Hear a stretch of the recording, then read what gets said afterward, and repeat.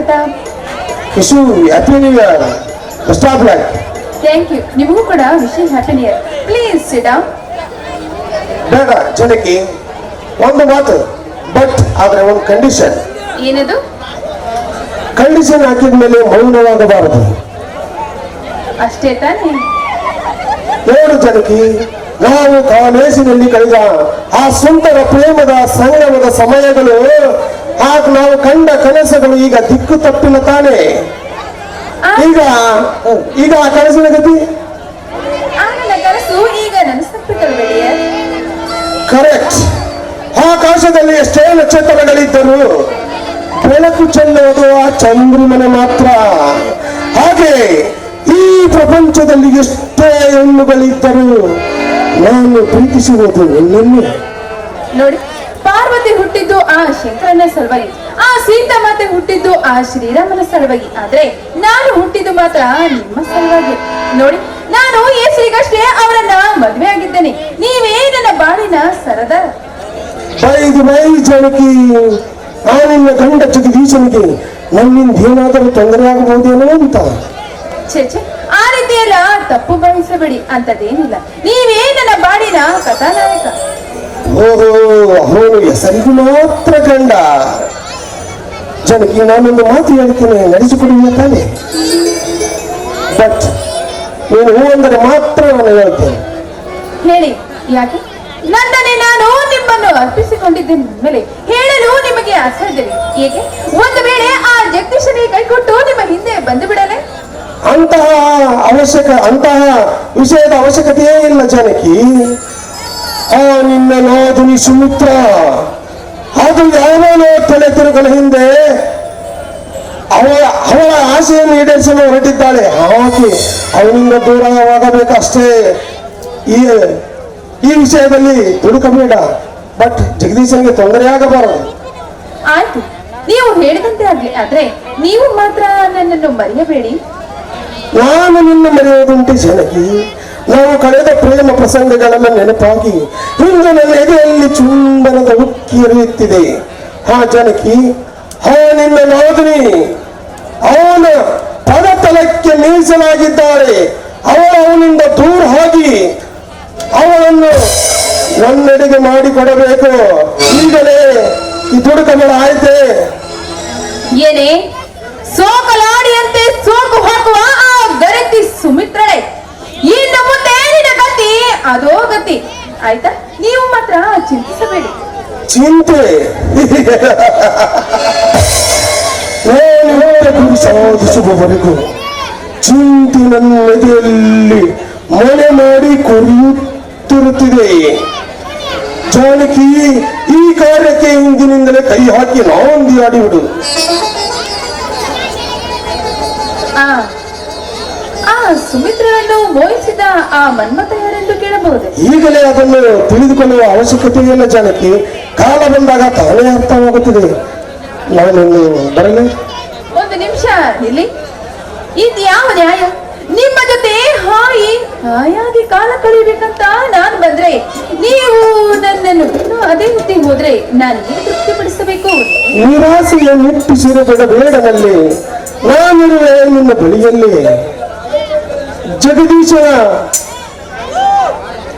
ಜಗದೀಶನಿಗೆ ಬಗೆದಂತಾಗುವುದಿಲ್ಲವೇ? ನಿನ್ನ ಪ್ರತಿರುತಾತನಕ್ಕೆ ಚ್ಯುತಿ ಬಂದಂತಾಗುವುದಿಲ್ಲವೇ? ನೋಡಿ, ಅದೇ ಈ ಸ್ತ್ರೀಯರು ಮಾಡುವ ದೊಡ್ಡ ತಪ್ಪು. ತಾನು ಮುತ್ತೈದೆಯಾಗಿರಬೇಕು, ಗಂಡ ಏನಾದ್ರೂ ಕೂಡ ಅವರ ಪಾದ ದಾಸಿಯಾಗಿರ್ಬೇಕಂತ ಹೇಳಿ ಅವನು ಎಷ್ಟು ಕಷ್ಟಪಟ್ಟರು ಕಣ್ಣೀರಲ್ಲೇ ಕೈ ತೊಳಿತಾರೆ. ಆದ್ರೆ ಈ ದುಷ್ಟ ಗಂಡಸರು ಹೆಂಡತಿ ಮಾತಿಗೆ ಕಿವಿ ಕೊಡದೆ ಸೂಳೆ ಮನೆಯಲ್ಲಿ ಹಾಯಾಗಿ ಕಾಲ ಕಳೀತಾರೆ. ಅಂದ ಮೇಲೆ ನಮ್ಮಂತ ಹೆಂಗಸರು ಯಾಕೆ ಈ ರೀತಿ ಹಾಯಾಗಿರಬಾರದು?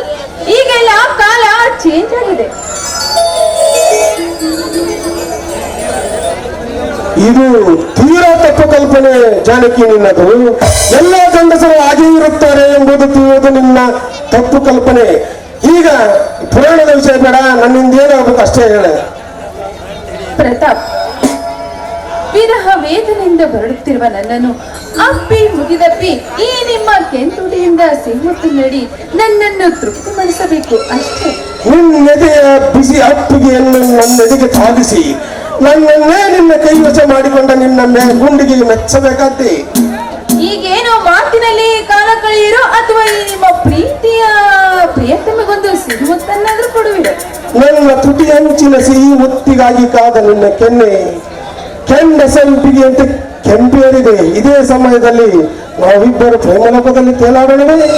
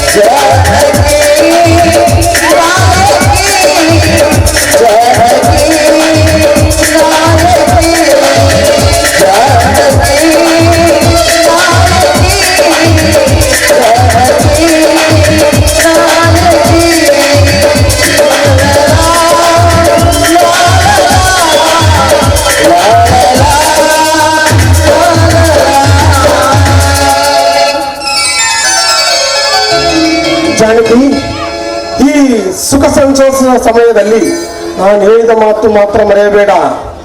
ಅದೇನು ಮರೆಯಲು ಸಾಧ್ಯ? ನಾನು ಬರುತ್ತೇನೆ.